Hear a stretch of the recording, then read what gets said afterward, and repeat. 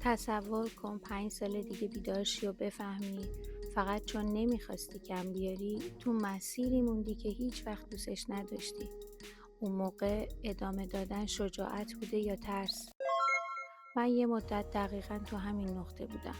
بیرون همه چی عادی به نظر میرسید، اما درونم مدام از خودم میپرسیدم نکنه فقط دارم ادامه میدم چون نمیخوام شکست خورده به نظر بیام. از یه طرف میگفتم آدم قوی تسلیم نمیشه، از طرف دیگه یه صدایی تو ذهنم میگفت شاید قوی بودن یعنی جرأت تغییر دادن. ولی فهمیدم که من تنها کسی نیستم که این سوال رو داره. تقریبا همه ما یه جایی از زندگیمون بین این دوتا گیر میکنیم. مشکل اینجاست که از بچگی بهمون گفتن تسلیم نشو، اما هیچ کس یادمون نداد کی ادامه دادن لجاجت نه شجاعت. به نظرم برای فهمیدن این موضوع باید 3 سوال از خودمون بپرسیم. سلام، من مریم هستم. خوشحالم که توی این ویدیو همراه هم هستید. سوال اول، من از روی علاقه ادامه میدم یا از روی ترس؟ بعضی وقتا ما ادامه میدیم نه چون عاشق مسیرمونیم، بلکه چون نمیخوایم به خودمون یا بقیه ثابت بشه که اشتباه کردیم. مثلا کسی رو تصور کن که سالها یه رشته یا یه شغلی رو داره ادامه میده، اما هر بار درباره آیندهش حرف میزنه نه هیجان داره نه شوق و ذوقی براش. فقط میگه حیفه ولش کنم، این همه براش زحمت کشیدم. این حیفه همون صدای ترسشه. جف بزوس، کسی که شغل پرودرآمدش تو وال استریت رو رها کرد قبل از اینکه آمازون رو شروع کنه، از خودش پرسید وقتی 80 سالم بشه از چی بیشتر پشیمون میشم؟ از اینکه تلاش کردم و شکست خوردم یا از اینکه هیچ وقت امتحان نکردم؟ ما خیلی وقتا اسم ترس رو میذاریم پشت کار، در صورتی که فقط میترسیم متوقف شیم. میترسیم بقیه بگن دیدی نتونست، میترسیم بگیم اشتباه انتخاب کردی. پس از خودت بپرس ادامه میدم چون قلبم اونجاست یا میترسم که تصویرم خراب شه؟ علاقه آرومه اما زنده است، ولی ترس پر سر و صداست اما تهش خالیه. سوال دوم، این مسیر باعث رشد من میشه یا فقط فرسودم میکنه؟ همه سختی ها بد نیستن. ورزش سخته ولی بدن تو قوی تر میکنه. یاد گرفتن یه مهارت جدید سخته ولی ذهن تو بازتر میکنه. اما یه نوع سختی هم هست که هر روز یه تیکه ازت کم میکنه. فرض کن هر روز صبح با استرس بیدار میشی، نه از هیجان چالش، از حس سنگینی. کم کم کمتر حرف میزنی، کمتر دیده میشی، کمتر خودت هستی. این دیگه رشد نیست، فرسودگیه. استیو جابز یه جمله معروف داره که میگه تنها راه انجام کار عالی اینه که عاشق اون کار باشی. عاشق کاری باشی که داری انجامش میدی. عاشق بودن یعنی حتی وقتی خسته‌ای یه بخش از وجودت هنوز درگیره، اما وقتی فقط داری دووم میاری دیگه خبری از اون درگیری نیست. رشد خستت میکنه اما اعتماد به نفستو بیشتر میکنه. پس از خودت بپرس این مسیر باعث شده یه نسخه قوی تری از خودم بشم یا فقط یاد گرفتم بیشتر تحمل کنم؟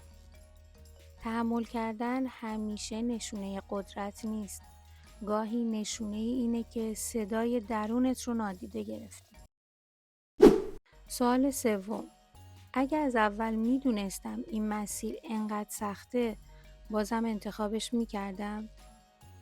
گاهی ما ادامه میدیم چون شروع کردیم، نه چون هنوز میخوایمش. فرض کن چند سال برای یه مسیر وقت گذاشتی، هزینه کردی، انرژی گذاشتی، حتی به بقیه گفتی این همون چیزیه که میخوای.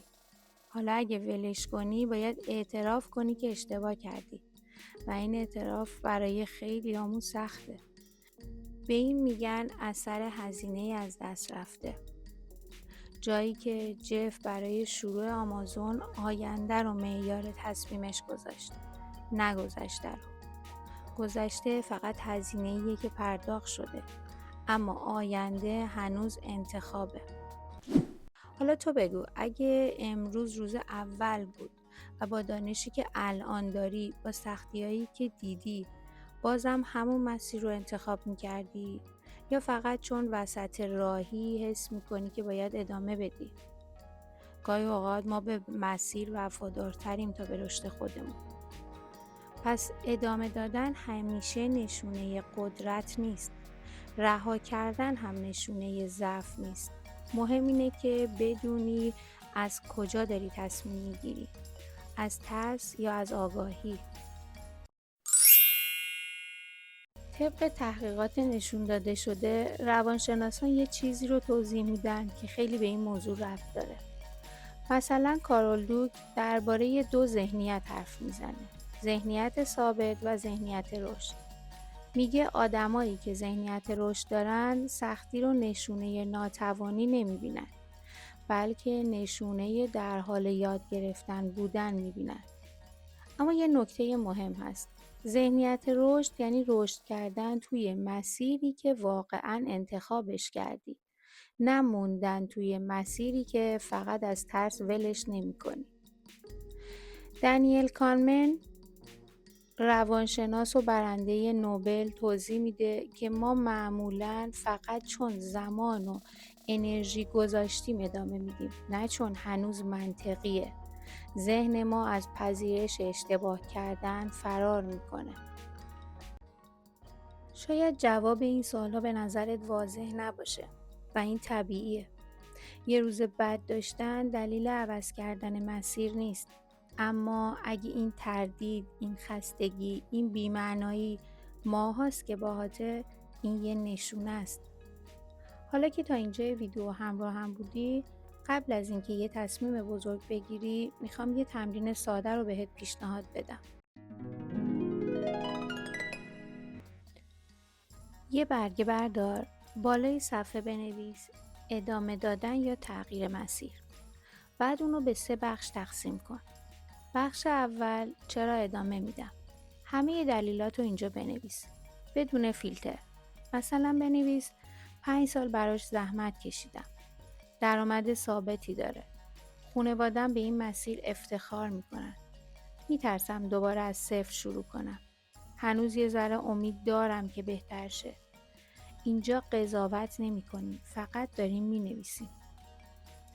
بخش دوم: بنویس چرا میخوام تغییر بدم. اینجا دلیلای رفتن یا تغییر رو می نویسی.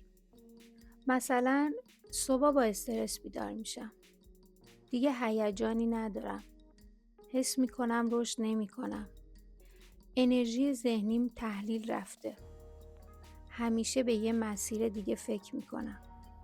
کاملا صادق باش و بدون سانسور بنویس. قرار نیست کسی به جز خودت اینا رو ببینه. اما بخش سوم، بخش طلاییه. کنار هر دلیل یه علامت بزن که این دلیل از علاقه میاد یا از ترس. مثلا 5 سال زحمت کشیدی، این به دلیل ترس از هدر رفتن زمانه، پس ترس. درآمد ثابتی داری، میتونه منطقی باشه، ولی اگر فقط ترس از بیپولی باشه میشه ترس. همیشه به یه مسیر دیگه فکر میکنم، علاقه به یه چیز جدیده. ممکنه هر 2 تا ستون پر بشه، این طبیعیه. هدف این تمرین این نیست که تو سریع تصمیم بگیری. هدف اینه که بفهمی کدوم صدا بلندتره، ترس یا علاقه. اینجوری میتونی بعدها به خودت بگی که موندی چون میخواستی ادامه بدی. پس بعد از اینکه نوشتی، یه سوال مهم از خودت بپرس: اگه هیچ کس قرار نبود درباره این تصمیم نظر بده، کدوم گزینه رو انتخاب میکردم؟ ادامه دادن یا شروع دوباره؟ تصمیم عجولانه نگیر. 3 روز بعد دوباره به این برگه نگاه کن. اگه جوابات همونه، پس داری از آگاهی تصمیم میگیری. اگه نه حتما احساس لحظه‌ای بوده. گاهی فقط نوشتن ذهن رو از هیاهو جدا میکنه. وقتی ترس رو روی کاغذ میاریم دیگه اونقدر بزرگ به نظر نمیاد. اما یه چیزی هست که کمتر دربارش حرف میزنیم. حتی وقتی تصمیم میگیریم چند روز بعد دوباره شک میکنیم. چرا این اتفاق میفته؟ چرا با اینکه تصمیم منطقی گرفتیم دوباره دو دل میشیم؟ توی ویدیو بعدی میخوام درباره همین موضوع صحبت کنیم. اگه این مدل گفتگو درباره تصمیم‌های سخت زندگی برات مفیده، خوشحال میشم همراهم باشی.